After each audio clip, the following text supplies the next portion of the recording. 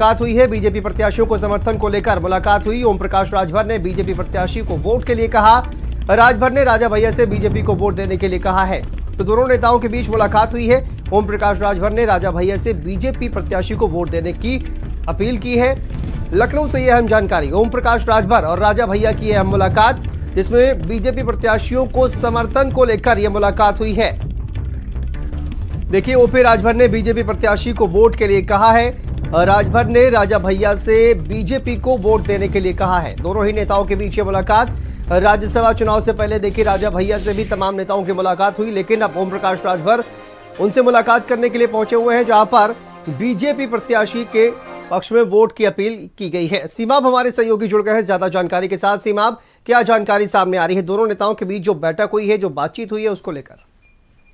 देखिए, ओम प्रकाश राजभर कल राजा भैया से मुलाकात करने के लिए पहुंचे थे और बड़ी गोपनीय मुलाकात हुई और रात में डिनर भी ओम प्रकाश राजभर ने वहीं किया और राजा भैया के साथ बड़ी लंबी चर्चा हुई। लगभग 2 घंटे तक बातचीत हुई और बातचीत का केंद्र बिंदु जो था वो राज्यसभा चुनाव था। ओम प्रकाश राजभर से जब आज बात हुई हमारी भारत समाचार की, तो उन्होंने बताया कि राजा भैया वो एनडीए के गठबंधन का हिस्सा थे और वो राज्यसभा में भले अखिलेश यादव ने वोट मांगा हो, लेकिन वो अखिलेश यादव को वोट नहीं देंगे, वो बीजेपी को वोट देंगे। ये सारी चीजें क्लियर हो गई हैं और साथ ही साथ उन्होंने इस बात को भी कहा कि जो लोग कुंडा में कुंडी लगा। वापस आएंगे आपके पास। अरुण राजभर जी हमारे साथ जुड़ गए हैं, सुभाषपा के नेता हैं। अरुण जी, बहुत स्वागत है भारत समाचार पर। देखिए, ओम प्रकाश राजभर जी और राजा भैया के बीच मुलाकात हुई है। क्या बातचीत हुई है और क्या कुछ कहा गया है राजा भैया से? क्योंकि समाजवादी पार्टी के नेताओं ने भी राजा भैया से मुलाकात की थी, तो इस बातचीत में क्या कुछ बातचीत हुई है? क्या बातचीत निकलकर सामने आ रही है? देखिए, माननीय ओम प्रकाश राजभर जी हमेशा सबसे दोस्ती करके रखते हैं और हमेशा लोगों से मुलाकात करते रहते हैं।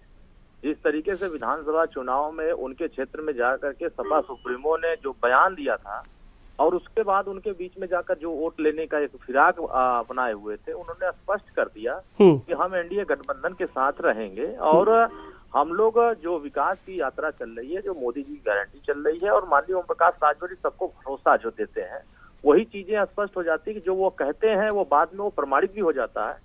और वो प्रमाणित करके दिखाया कि जो लोग ये उम्मीद लगाए थे कि इनका वोट इधर जाएगा, उनका वोट उधर जाएगा, वो तो ये सत्य हो गया ना कि आज की जो मुलाकात है, ये आगामी जो राज्यसभा चुनाव हो रहे हैं मतदान के समय, ये हमारे एनडीए प्रत्याशियों के समर्थन में सब लोग खड़े होंगे, क्योंकि उनको भी लग रहा है कि देश की प्रगति और देश के विकास के लिए जो सरकार कार्य कर रही है, उसमें हमारे क्षेत्र के लिए भी एक भूमिका होगी। तो अगर हम भूमिका निभाएंगे तो हमारे साथ सभी लोग खड़े रहेंगे। तो उसी कड़ी में मुलाकात हुई है और उस मुलाकात में आगे चुनाव जो हो रहा है उसी सिलसिले में बातचीत हुई। एनडीए में महत्वपूर्ण जिम्मेदारी ओम प्रकाश राजभर को दी गई है राजा भैया से बातचीत करने की। ये तो पहले बता दिया, जब श्री नीतीश कुमार जी को लोग कह रहे थे कि नहीं ये विपक्ष में गठबंधन में रहेंगे, तो उन्होंने पहले कह दिया था कि हमारे गोल में आएंगे। सब लोग मजाक उड़ा रहे थे, अरे ये कैसे आ जाएंगे। उन्होंने कहा कि अभी तो देखते जाइए कि विपक्ष गठबंधन तो बनाते बनाते ये बिखर जाएगा और सारे गठबंधन के साथी हमारे साथ नजर आएंगे।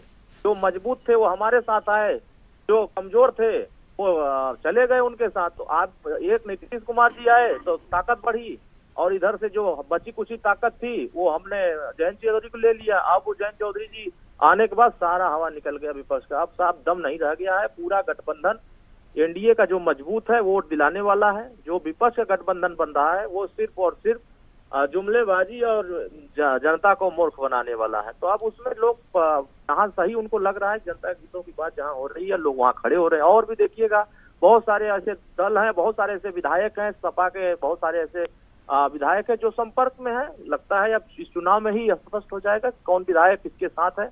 मजबूती के साथ मुझे लगता है कि हमारे सारे प्रत्याशी जीतेंगे और सभी लोग एक नया कीर्तिमान हासिल करेंगे आगामी चुनाव में। अरुण जी, बहुत बहुत शुक्रिया हमसे बातचीत करने के लिए और ये तमाम बातें हमसे शेयर करने के लिए। मुलाकात हुई थी, टी पार्टी थी, चाय के लिए हम लोग बैठे थे और नेता बैठेगा तो